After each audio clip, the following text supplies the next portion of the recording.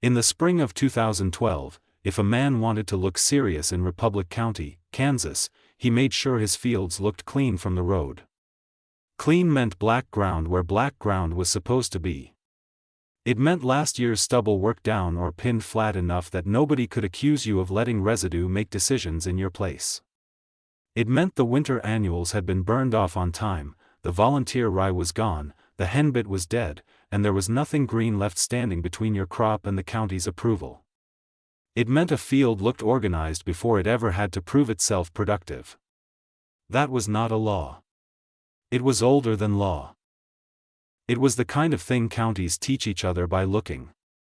A clean field told the neighbors you had your program settled. It told the co-op that your chemistry had gone on when it should.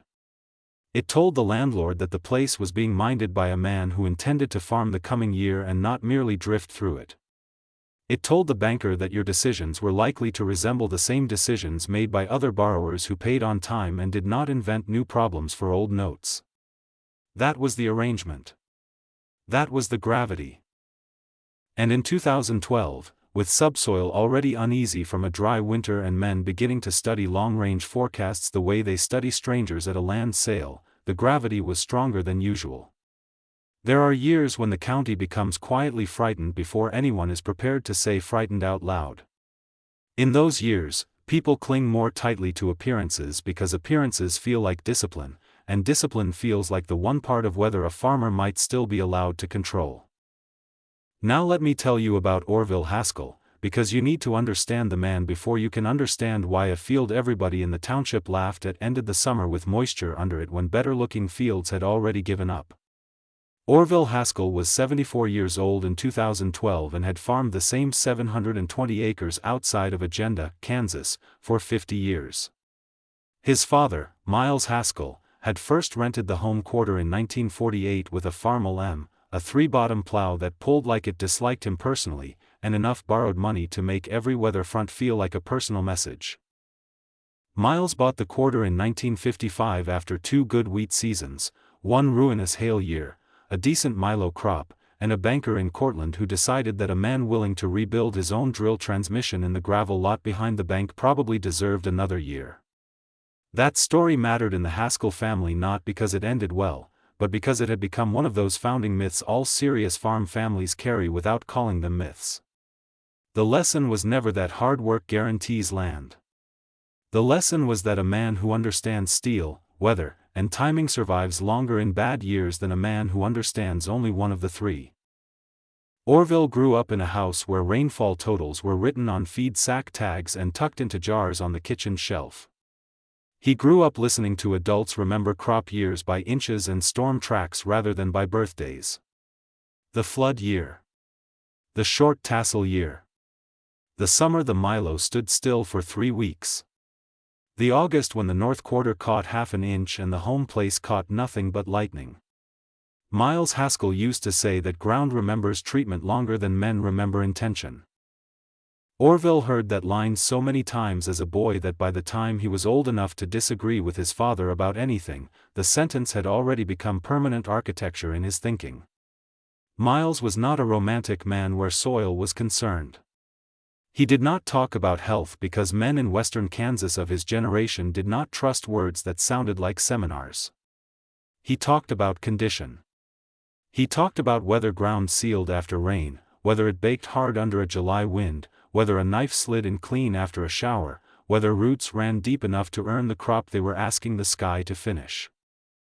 He had no patience for theories that looked elegant in winter and helpless in August. Orville listened. Then he watched. He learned early that some fields took a hard rain like insult and others took it like conversation.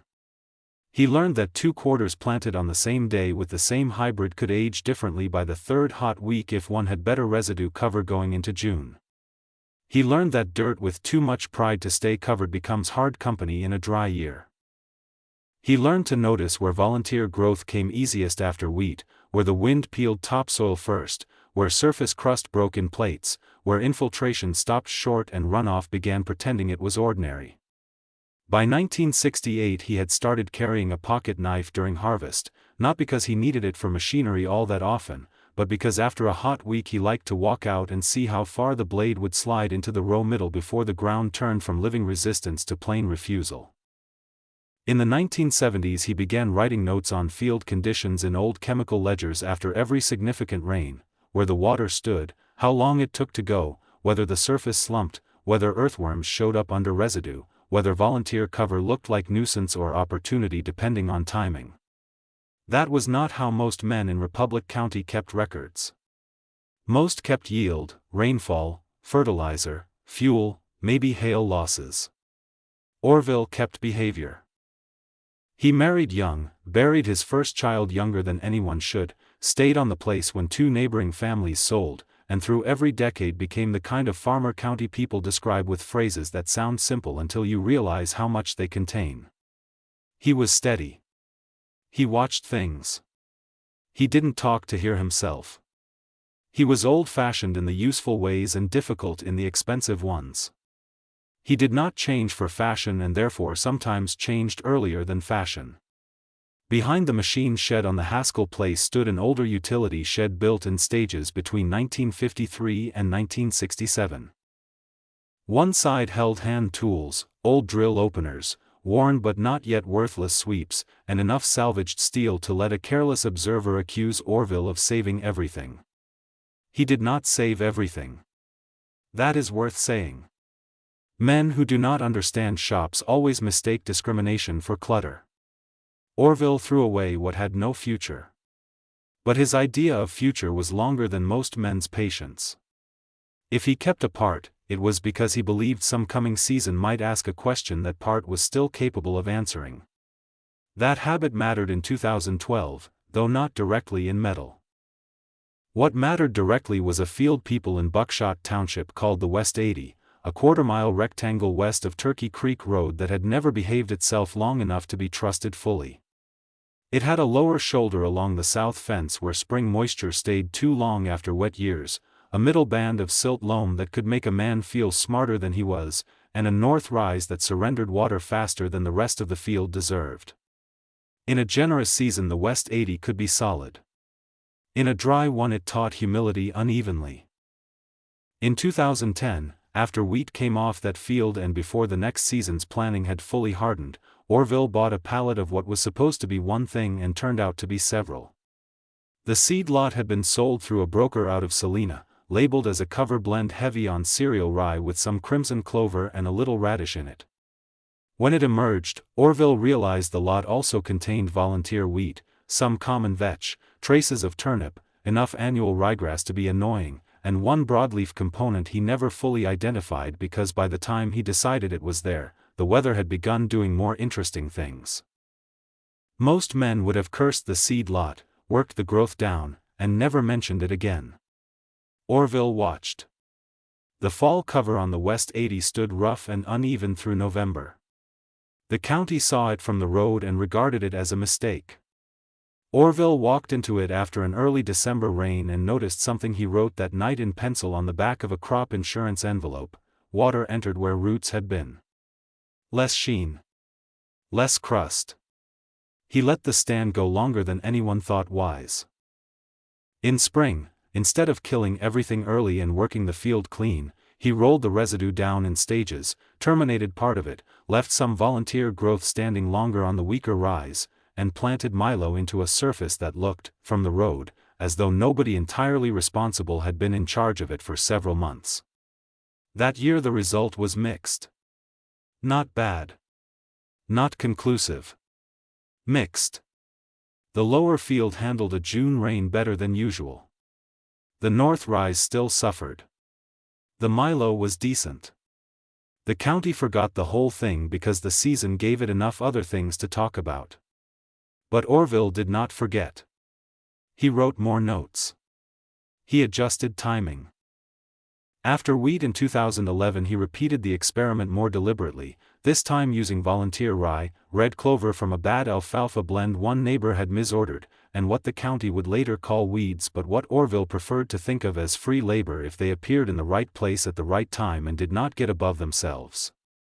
That is where the laughter really started. Let me tell you about Brent Voss, because every county story like this needs the man who represents consensus clearly enough to matter and honestly enough that his eventual correction costs him something. Brent Voss was 42 years old in 2012, county-born, K-State trained, articulate, well-liked, and employed by Prairie Plains Co-op out of Belleville.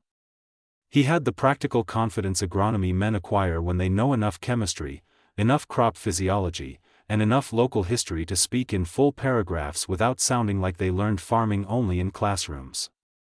Brent drove a white pickup with tread always cleaner than county roads deserved, wore collared shirts under his work jacket even in weather that did not call for it, and had a way of explaining herbicide programs as though they were not merely input sequences but signs of adult responsibility.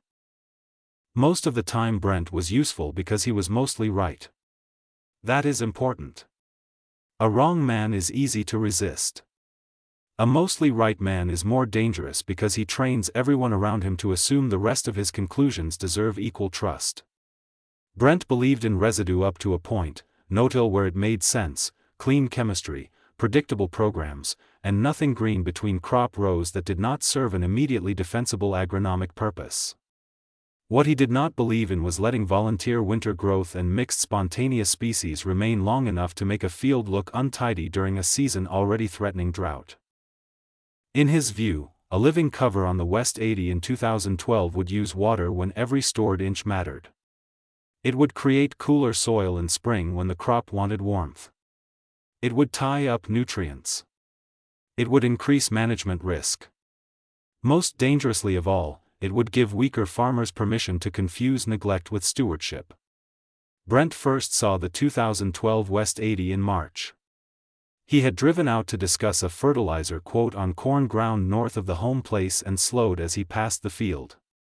There was green there where the township expected black. Volunteer rye was standing in uneven gray-green strips. A low clover mat showed near the middle.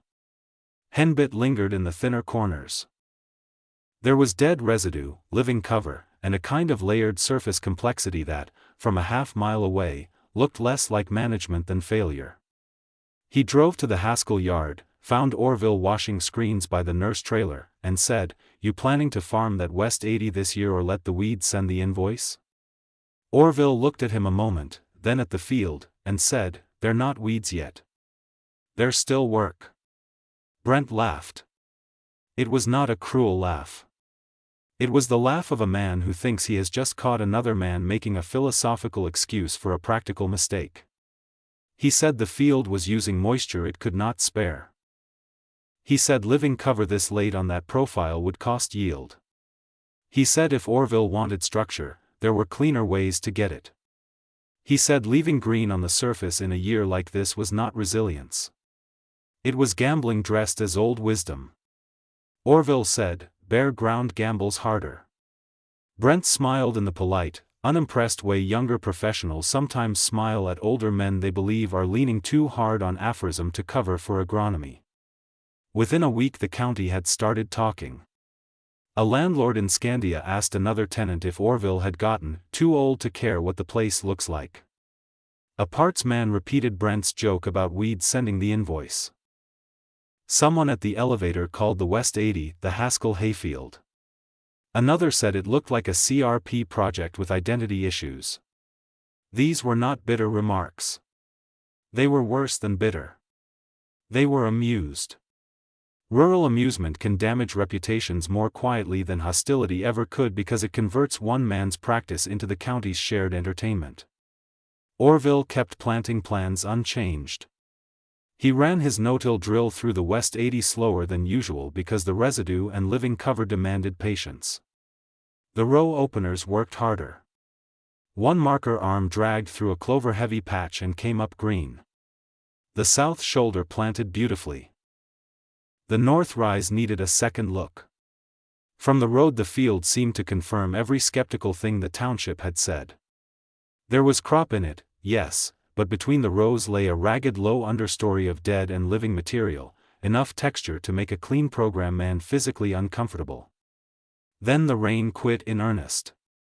Let me tell you about the weather of 2012 as it was actually experienced in Buckshot Township, because weather summaries flatten fear in a way memory never does. April did not look ominous at first. There was enough surface moisture to let people use reasonable words. The wheat came on acceptably. Early planted corn in the county looked serviceable. A few showers moved through in ways that gave false confidence because they wet windshields and darkened road ditches without actually refilling anything below a promising surface layer. By May, the profile had already begun asking questions the spring had not answered. The wind came then. Not spectacularly. Persistently. There are summers in Kansas when drought does not arrive as a dramatic absence but as 1,000 small thefts. One afternoon too warm for the calendar. 3 mornings without dew. A shower that gives 3/10 where the crop required 1. South wind that keeps saying the same dry sentence all week. Men who still use the phrase, "if we can just catch one," because they are not yet prepared to admit the pattern is the problem rather than the single event. By late May, knives pushed into row middles came up warmer than they should. By mid-June, the top 2 inches on clean-worked fields had begun taking on that brittle, faintly pale look that experienced farmers recognize as the beginning of separation between the surface and the moisture beneath it. Corn leaves rolled earlier each afternoon. Milo on poorer ground slowed in posture before it slowed visibly in growth. Hay men stopped speaking optimistically unless younger people were nearby and needed it. And through all this, Orville's West 80 stayed green enough to annoy people. Not lush. Not magical. Just less defeated. That matters, because in farm counties a field that looks slightly better than the weather says it should often irritates neighbors before it instructs them. Better-looking fields create questions, and questions create the possibility that somebody's accepted practice is being quietly judged by reality itself. From the road, the West 80 still looked rough. The Milo rows were visible, but between them remained a low lay of residue. Volunteer roots turned brown where termination had occurred later, clover mats kept low by shade and timing, and patches of plant matter that did not read as textbook cleanliness. But when wind crossed that field, the surface did not flash bare. When the sun hit at 2 in the afternoon, the soil did not shine with the hard, exposed glare neighboring fields had begun to carry. Men noticed. Most pretended not to. By June 18, the county had begun calibrating fear privately. The words in public were still cautious. Needs a drink. Could sure use one. Hasn't hurt anything yet. But the movement of men had changed. They stood longer at field entrances. They watched radar longer in the pickup before going in for supper. They checked pond levels and did not mention it. Brent Voss, who spent his days driving recommendation routes, had stopped speaking with the easy confidence of April.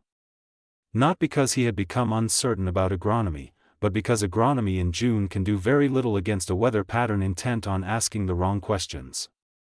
He drove past the West 80 twice that week and finally pulled in.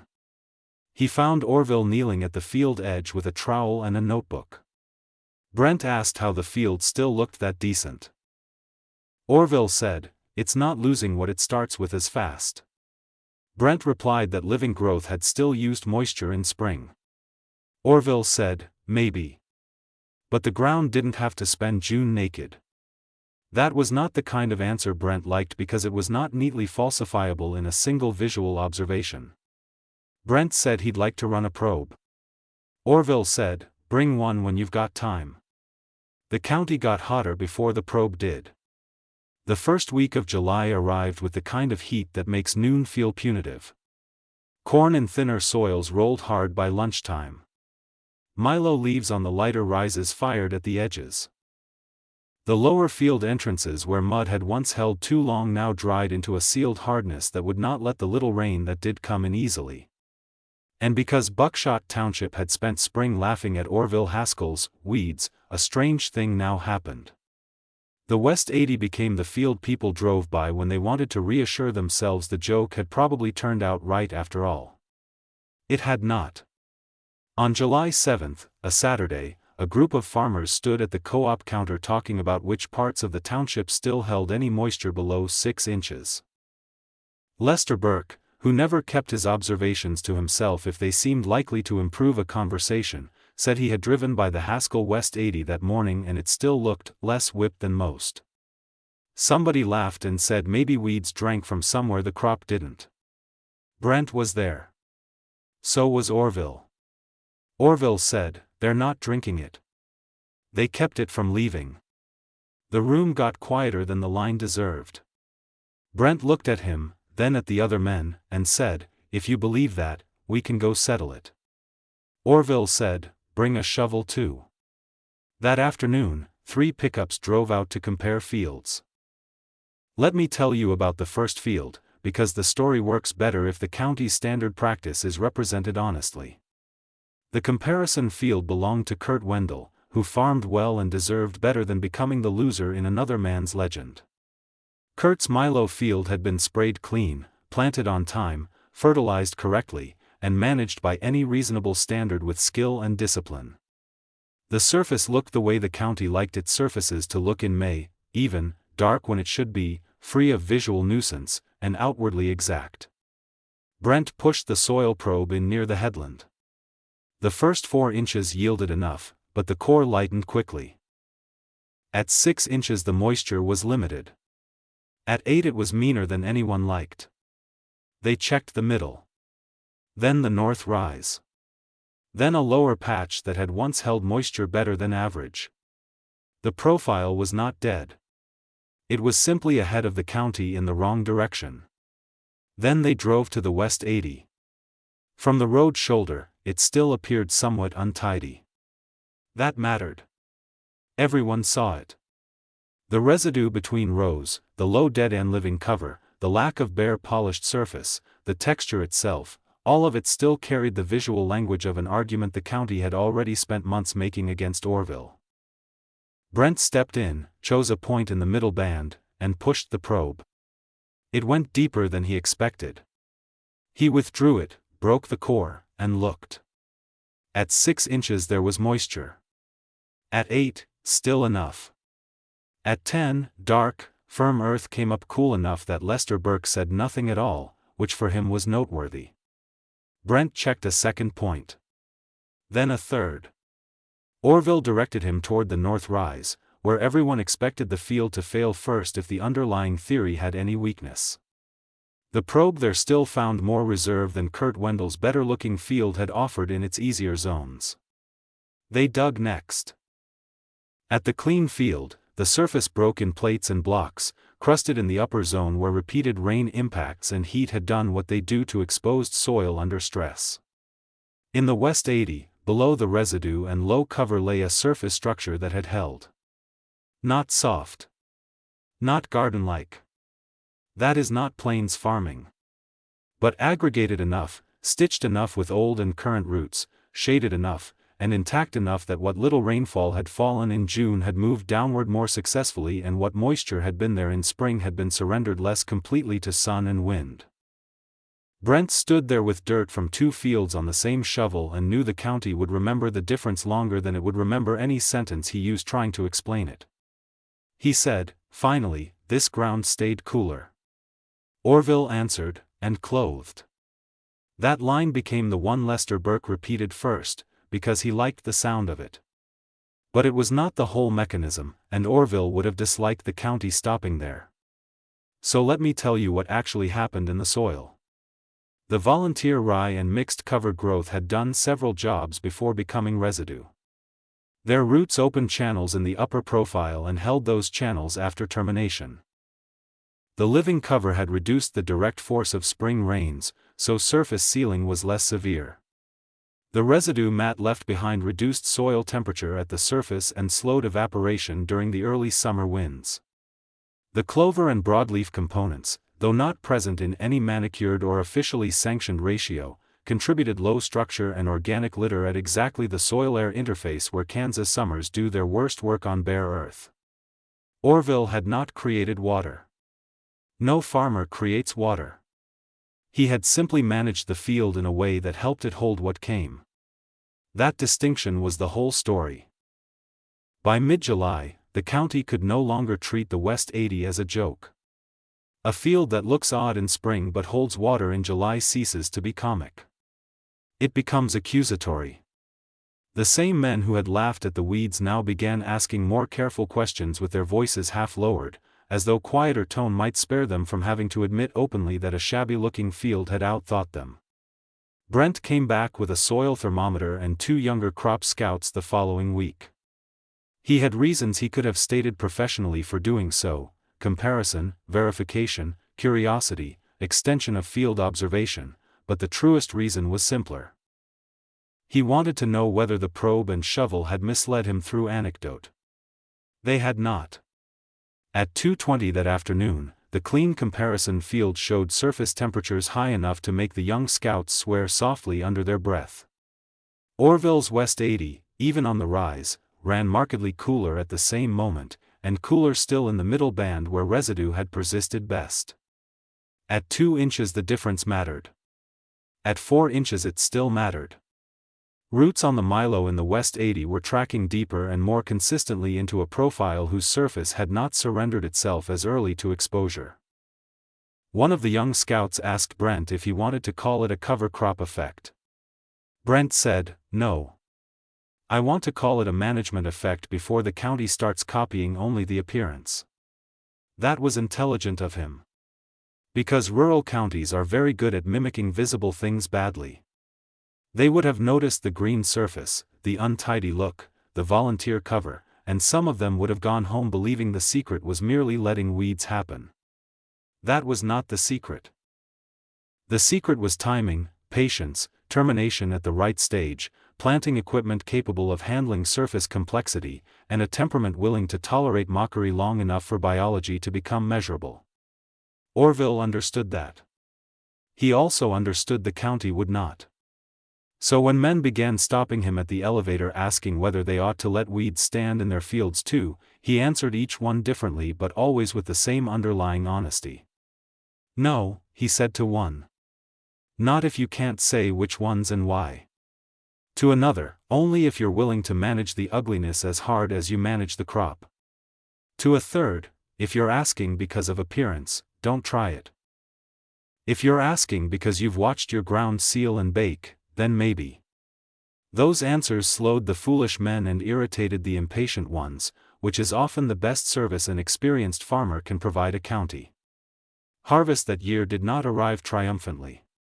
The drought had already done too much elsewhere for any single field to redeem the season. Wheat had disappointed. Corn, where it existed, had suffered unevenly. Milo across the township held on better than the worst fears but worse than the best hopes. There would be crop, but not the kind that lets people speak easily in January. And yet the West 80 mattered anyway. The Milo there was not the tallest in the county. The stand was not the prettiest up close. The north rise still betrayed the season. Some late escapes in the understory annoyed the clean program men right up until the grain tank began filling. But when Orville ran his combine through that field in September and the yield came up stronger than neighboring fields with cleaner spring appearances, the county finally got the one language it respects more than ridicule: numbers. The West 80 out-yielded the township average for Dryland Milo by 12 bushels. That was enough. Not enough to make it a miracle. Enough to end the laughter. More important than the final average were the differences inside the field. The rise had done better than usual. The lower ground had not sealed and quit the way it had in prior hot years. The middle band had carried the crop with a steadiness that made the whole field feel less fragile than it had any right to be under 2012 conditions. Orville did not say much when people asked about it at the elevator. He simply said the field had not spent the year fighting naked. Brent Voss came out after harvest with a legal pad and asked if he could walk through the sequence from the bad seed lot, to the volunteer stand, to termination timing, to planting adjustments, to what Orville considered acceptable green between rows and what he considered laziness. Orville explained. Brent wrote. At one point Brent said, "I still don't like how it looked in April." Orville said, "That's because April isn't where crops finish." That line stayed with Brent longer than he expected. Now let me tell you about the years after 2012, because stories like this become too neat if they end at one harvest. Real proof in agriculture is what survives repetition, correction, and the county's long habit of turning insight into fashion after the risk has passed. In 2013, 2 farmers in Buckshot Township left volunteer rice standing longer on selected acres than they would have dared before the drought year. Both chose poorer fields, which is how practical men test new ideas, not on their best ground, but on the acreage already capable of humiliation. One failed because he let the cover get away from him and planted badly through a surface he had no equipment tuned to handle. The other saw improved infiltration and no obvious yield loss. The county talked about those 2 results with far more enthusiasm than it ever discussed Orville's exact timing or patience. Brent used the West 80 as an example at a winter co-op meeting in Belleville, though he was careful not to romanticize it. He put up a spring photograph of the field that looked exactly like the sort of acreage people had every reason to distrust. Then he put up probe cores from July, temperature readings, and yield results from fall. He said, "This looked like weeds from the road."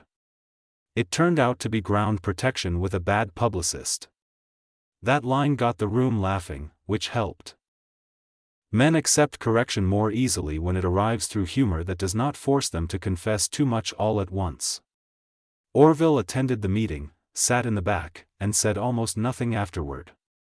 In 2014, with rain better distributed, the county's interest cooled because success that arrives under extreme drought often gets filed under abnormal. That is another rural habit. If an insight threatens too many settled practices, people wait for a normal year and then hope normal will rescue them from having to learn. The West 80 still performed well. Its infiltration after heavy summer storms remained better. Its surface held. Its residue system moderated heat. But because 2014 was kinder overall, fewer people felt pressed into honesty by comparison. That did not bother Orville. He had never farmed for applause. He kept notes. He adjusted. He changed drill openers in 2015. He reduced volunteer pressure in one section after deciding a certain broadleaf species was taking more management than it repaid. He seeded a more deliberate post-wheat mix in 2016 on another field north of the creek, then thinned it back after one species got theatrical under a wet September. He was not wedded to any one plant. He was wedded to function. His son Dean, who had by then farmed alongside him nearly 20 years, gradually became a better translator of what his father had learned. Dean was less patient with county opinion and more willing to say aloud what Orville preferred to leave implied. They laughed because they thought the field was sloppy, Dean once said at the feed store. Really, they laughed because they'd built a whole identity around black dirt in spring and didn't like seeing a field that didn't need their approval to work. That line traveled farther than Dean expected, partly because there was too much truth in it to dismiss cleanly. The West 80 became a place people visited in dry years. Not constantly. Not in busloads. This was still Kansas, not a field day culture. But neighbors stopped there. Brent brought younger crop scouts through. A university extension man from Concordia came once and spent more time looking at aggregate stability than at the crop itself. In 2018, after a hard June storm hit part of the township badly enough to wash 2 field entrances out, Dean and Brent stood at the West 80 and watched muddy water cross the road from one clean-worked quarter while Orville's field took its share in without dramatic runoff. Brent looked at the ditch, then at Orville, and said, "You've been right about naked ground longer than I've been comfortable with." Orville said, "That's because the ground was right before I was." That was the sort of sentence counties preserve because it sounds like wisdom while still being specific enough to use. By 2019, Prairie Plains Co-op had begun quietly recommending residue preserving, living cover strategies on select drought-prone acres, though it described them more politely and scientifically than Orville ever would have. The county agronomy language changed. Nobody wanted to say weeds anymore in front of Brent Voss if the discussion involved spontaneous cover with evident function. People said protective volunteer growth. They said, opportunistic cover expression. They said, surface armor. Rural counties often turn old men's blunt observations into respectable vocabulary only after the old men have absorbed enough ridicule to make the translation safe. Orville died in March of 2019 at the age of 81. At his funeral in Belleville there were more co-op men in attendance than the family expected, which in farming country is one of the ways respect arrives without speechifying. Brent was there. Lester Burke was there. Two younger farmers who had once laughed hardest at the West 80 stood together by the back wall and said later, over coffee in the fellowship hall, that they still remembered the day the probe came up dark from ground they had spent spring calling lazy. Dean farms the place now. He still carries the pocket knife in July. The West 80 remains one of the most carefully watched fields on the farm, though not by the county in the same mocking way it was watched before. In dry years, people look at it seriously. In wet years, they ask how the infiltration held. Dean's daughter, Mara, who studied soil science at Manhattan and came back with enough university language to irritate her father only occasionally, now keeps digital records of the same field behavior Orville once wrote on feed tags and insurance envelopes. The notebook remains in the farm office too, pages soft from use, full of rain notes, residue comments, crust observations, and one line written after the July 2012 probe test in Orville's careful block hand. Field kept more than it spent. That may be the simplest explanation of drought resilience any county ever needed. There is a tendency among people who do not farm to think agriculture changes only through new equipment, new chemistry, or new genetics. Those things matter. Of course they do. But counties sometimes change because one old man is willing to endure spring ridicule in exchange for summer proof. They change because somebody watches the same 80 acres long enough to notice what the ground does when it is left clothed instead of stripped bare for the county's comfort. They change because a field that looks wrong from the road turns out to be right where it counts. That was what happened in Buckshot Township. They laughed at the weeds in his field because the county mistook visual tidiness for preparedness. They laughed because green between the rows looked like disorder, and disorder is harder to forgive in a year already threatening drought. They laughed because laughter is what counties use when they want to protect the status of a practice before reality has had a chance to test it. Then July came. Then the probe went deeper. Then the thermometer told on the bare fields. Then the yield monitor ended the joke. And what remained after the laughter went away was not simply one stronger field. It was a sharper understanding of what the field had been doing all along. It had been holding structure. It had been lowering temperature.